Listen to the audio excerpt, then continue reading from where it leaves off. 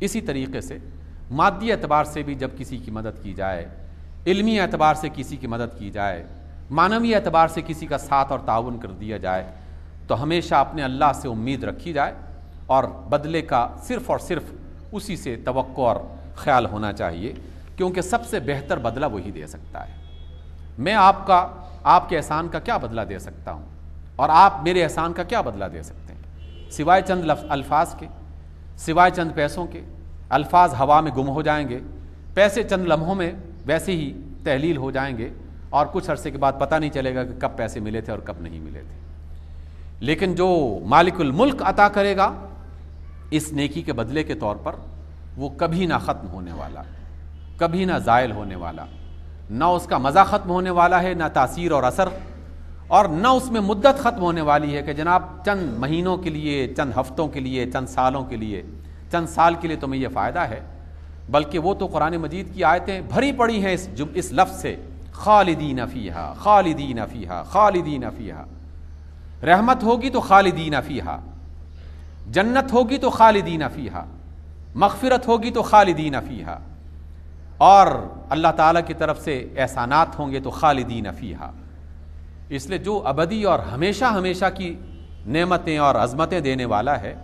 تو توقع اسی سے کیوں نہ رکھی جائے؟ چھوٹے چھوٹے لوگوں سے کیوں توقع رکھی جائے؟ اس لیے جو کام بھی کیا جائے خیر کا، بھلائی کا، تو اللہ نے ہمیں تعلیم دی ہے وَلَا تَمْنُن تَسْتَكْثِرْ، زیادہ حاصل کرنے کے لیے کسی پر احسان مت کرو۔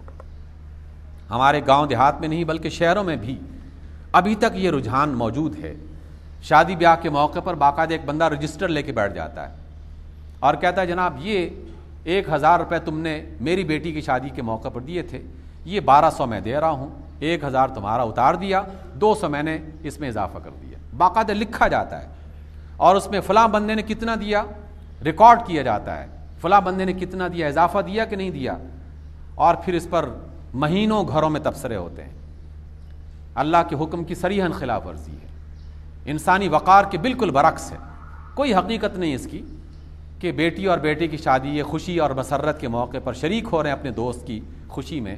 اور اسے احسان جتا رہے ہیں، جناب تم نے 1000 دیا تھا میں نے 1500 دے دیے، تم نے 5000 دیے تھے میں نے 5500 دے دیے۔ کتنی نالائقی اور کم ظرفی ہے انسان کی کہ معمولی سی بات دے کر اس کو احسان جتانے کی کوشش کرتا ہے۔ اور اللہ تعالیٰ کیا کہہ رہے ہیں؟ دن رات، صبح سے لے کر رات تک اور رات سے لے کر صبح تک احسانات کی بارشیں ہو رہی ہیں ہم پر،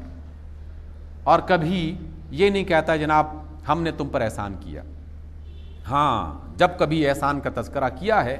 تو صرف ایک موقع پر کیا کہ لوگوں میں نے تم پر احسان کیا ہے کہ رسول تمہاری طرف بھیجا ہے۔ رسول بھیجنا یہ اللہ کا احسان ہے، اور اللہ نے اس احسان کو جتلایا ہے کہ میں نے تم پر احسان کیا ہے کہ رسول تمہاری طرف بھیجا ہے، کیونکہ اس رسول نے تمہیں اٹھنا بیٹھنا سکھا دیا، لباس پہننے کا طریقہ بتا دیا، کھانے پینے کا طریقہ بتا دیا، سونے جاگنے کا طریقہ بتا دیا، شادی بیاہ کا طریقہ بتا دیا، غم اور خوشی کے طریقے بتا دیے۔ ساری زندگی اسی رسول کے ساتھ وابستہ ہے، اس لیے وہ احسان ہے میرا تم پر۔ آنکھیں دے دیں یہ کوئی بڑا احسان نہیں ہے، نظر رکھ دی اس کے اندر یہ کوئی بڑا احسان نہیں ہے، زبان دے دی اس کے اندر قوت گویائی دے دی یہ کوئی بڑا احسان نہیں ہے۔ اللہ نے اس کا تذکرہ ہی نہیں کیا، اور تذکرہ کرنے کے قابل ہی نہیں سمجھا اس کو۔ ہاں، ایک ہی بات ہی جو قابل ذکر ہے احسان کی، اور وہ ہے اللہ کے رسول، اور جسے اللہ کے رسول میسر آ جائیں تو پھر کوئی بات باقی نہیں رہتی۔ اور آخری آیت آج کے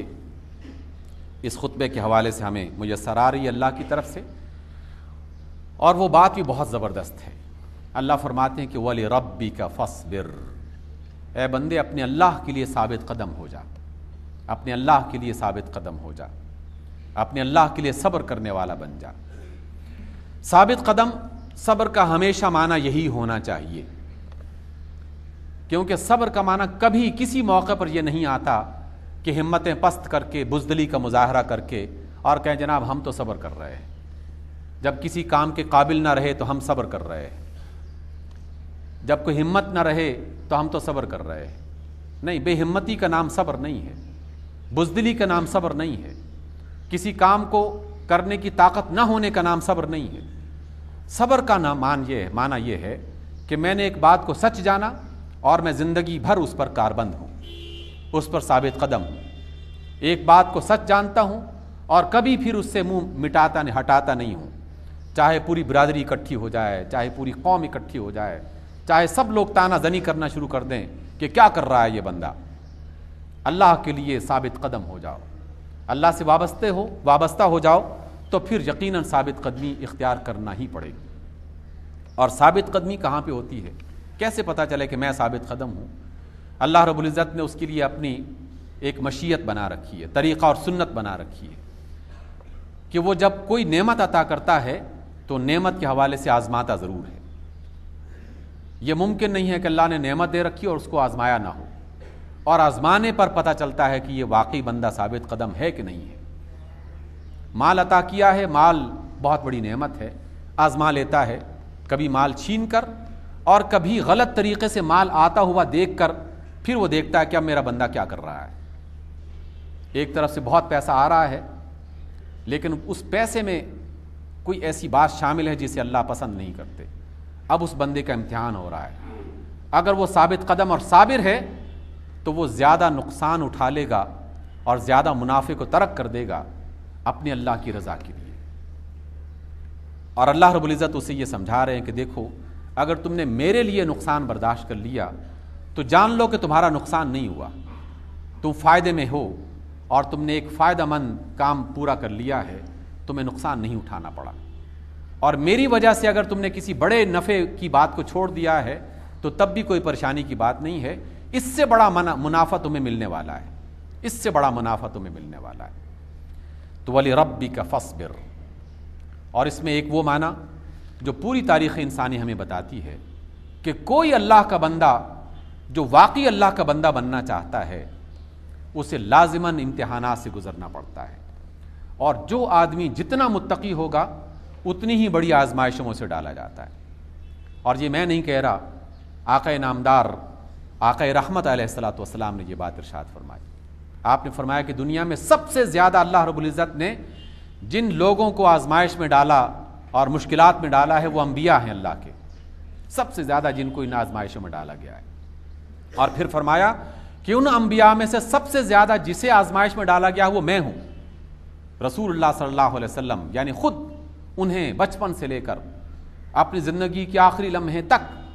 ہزارہا قسم کی آزمائشیں اس میں انہیں گزارا گیا، اور خود اللہ کے رسول نے یہ بات فرمائی کہ مجھے سب سے زیادہ آزمایا گیا ہے۔ اور آزمانے کا مطلب یہ نہیں تھا کہ وہ ان کے ایمان کو دیکھنا چاہتے تھے اللہ تعالیٰ، بلکہ ان کے درجات کو، ان کی عظمتوں میں اور ان کے نام میں اور ان کی برکتوں میں، اور اپنی نعمتوں کو ان پر مزید نچھاور کرنے کے لیے وہ نمونہ پیش کر رہے تھے اللہ کے رسول صلی اللہ علیہ وسلم کی صورت میں ہمارے سامنے۔ تو جو فرد جتنا بڑا کام کرے گا یقیناً اتنی بڑی آزمائش، اتنا بڑا امتحان اس کی زندگی میں آئے گا۔ اپنے اللہ سے دعا کرنی چاہیے کہ وہ ہمیں ہر قسم کی گندگی سے محفوظ رکھے، اور ہمیں ہر نیکی کے کام کرنے کی جب توفیق دے